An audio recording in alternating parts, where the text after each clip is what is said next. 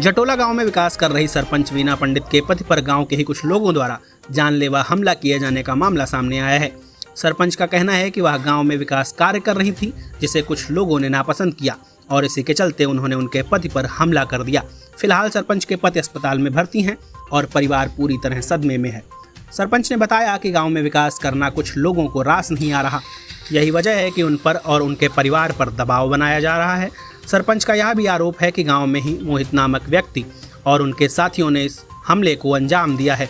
गांव के कई पंचों ने भी इस आरोप की पुष्टि करते हुए बताया कि मोहित का आपराधिक रिकॉर्ड भी काफ़ी खराब रहा है। सरपंच का यह भी आरोप है कि मोहित गांव में शराब तस्करी करता है और सरपंच ने अपने कार्यकाल में इस अवैध धंधे को बंद करवाया था।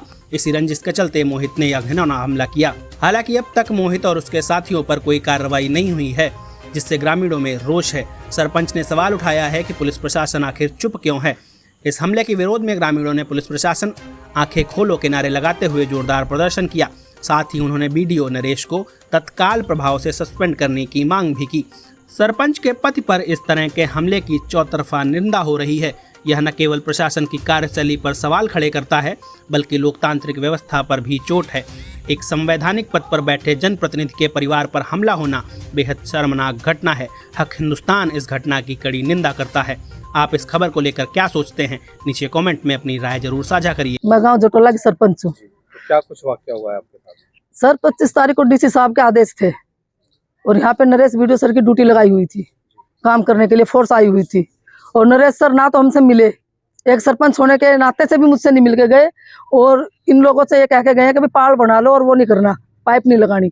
इस चीज में भी सब सहमत हो गए, लेकिन और कहने के बावजूद किस चीज का पाल?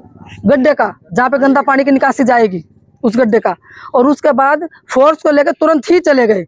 और मैं और मेरे सरपति, भाई सरपंच के पति तो रहते ही है साथ में, लेडीज तो इतना काम नहीं कर सकती। तो एकदम ये आए, उन्होंने हमला किया, मारी पिटाई की। मोहित थे, ये पंडित लोग थे।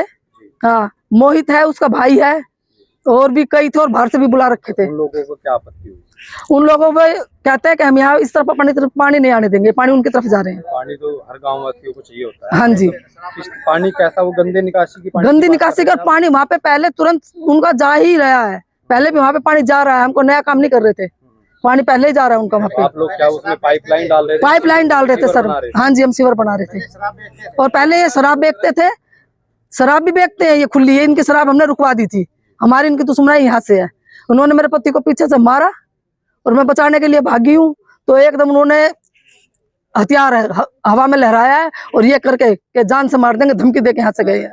7-8 आदमी थे। आपने कोई शिकायत वगैरह की? हाँ, मैंने शिकायत की है। क्या कुछ नहीं हुआ। और उससे पहले भी सर इन्होंने 25/6 को मैं एक कंप्लेंट देके आई हूँ वहाँ पे। 8/6 को कंप्लेंट देके आई हूँ। तब भी इस लड़के ने बहुत गंदी गंदी गालियां दी थी मुझे, जान से मारने की धमकी भी दी थी। उन्होंने मेरे पास रिसीविंग भी है इस चीज की। आपकी उस शिकायत पर पुलिस प्रशासन के द्वारा क्या? कुछ नहीं हुआ, आंखें बंद करके बैठी है। आपने इनकी शिकायत कहीं आगे करने की कोशिश की? कभी एसीपी डीसीपी से मिलने की कोशिश की आप लोगों ने? सर अभी नहीं। हाँ जी। तो अब प्रशासन से क्या कुछ मदद? प्रशासन से मैं चाहती हूँ कि मुझे न्याय मिले।